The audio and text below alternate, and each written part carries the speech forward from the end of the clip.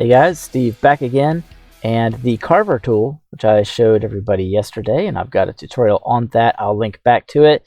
Just type in carver and switch that on in the add-ons, and I'm just going to take the side view here, and what I want to do is I want to cut a slice, and so it's just Control-Shift-X, and then what you're going to need to do is, if you're going to do a rectangle, hold down spacebar, okay, and now what you can do is just draw that in anywhere you want and left click, and now you've got a very nice slice here. Woo! And it creates weighted edges for you, so it works out really nice.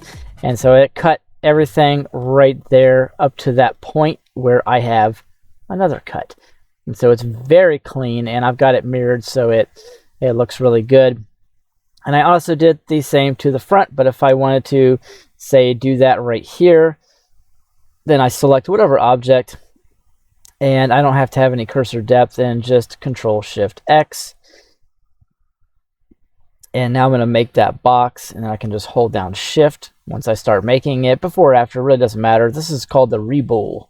And you just left click, give it a second, and voila, you've got a perfect slice bouillon. You don't have to clean up or anything, and so there's no bouillon here. It's just automatic.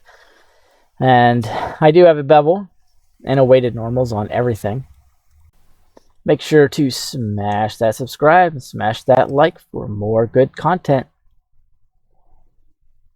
So I hope that helps everybody out, and I will have a mech tutorial coming out at some point.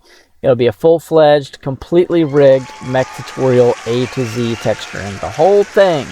And if you happen to be a beginner, come over to the Blender Market and get my almost free Blender tutorial bundle. In this one, you've got about 15 hours of courses, and I got a 5-star rating. That's nice. You guys can rate it 5 stars, whatever, it doesn't matter, because it's only 51 cents. And I got a lot of that knowledge from watching tutorials. And 51 cents is just as cheap as Blender Market will let me make it. And I don't get any of the proceeds from that. So you guys can support the Blender Market with that. And I'll see you guys in the next tutorial lesson.